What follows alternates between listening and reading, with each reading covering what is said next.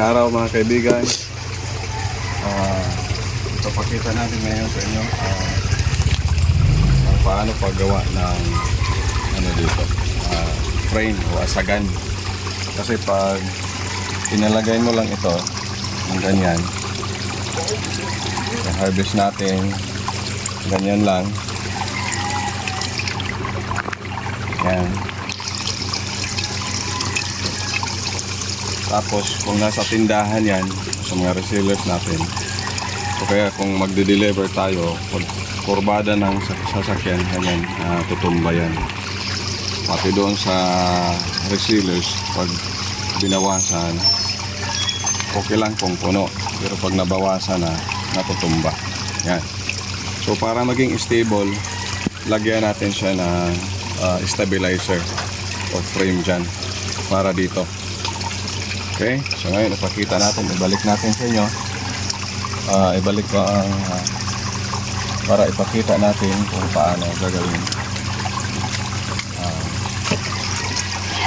stabilizer. Okay,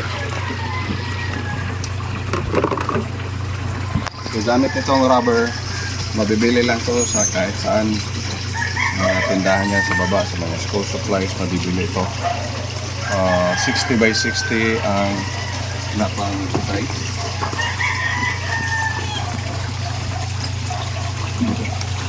So 60 by 60 yan, 60 cm. Ayan, 60 or 2 feet. Ayan. So square yan.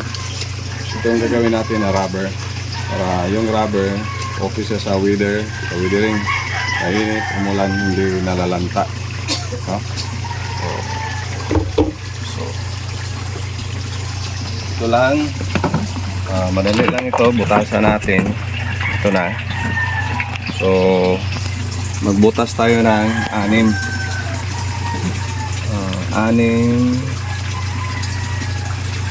papunta dito, 4, 5, 6, tapos dito naman 4. So ito yung titirahin natin sa drill. So ito naman ang drill natin. So kung makikita niyo yung talim,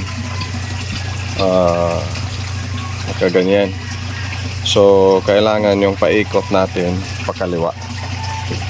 Okay, pakaliwa yan, para hindi sira itong natin rubber. Subukan natin.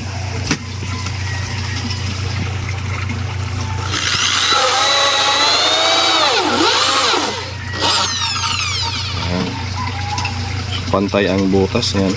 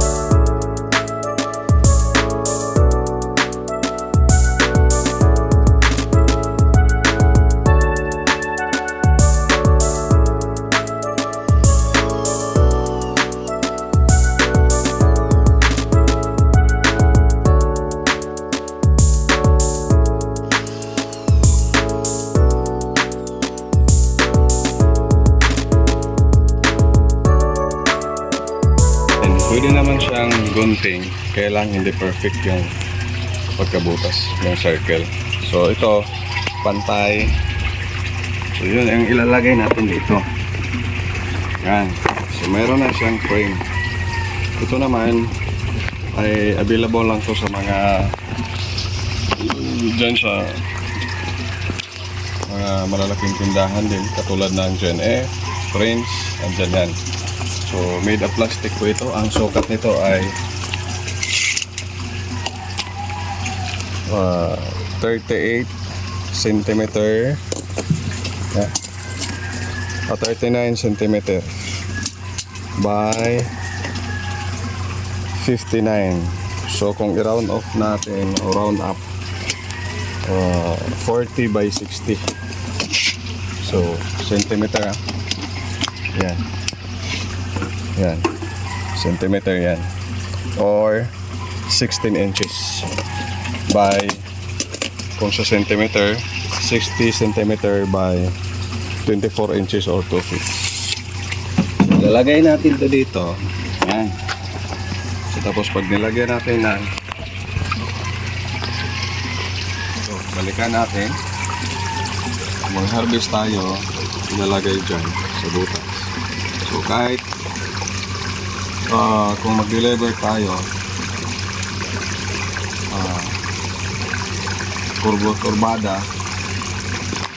kurbada, sakyan,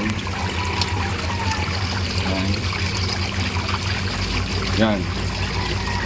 So naka-stable po yan.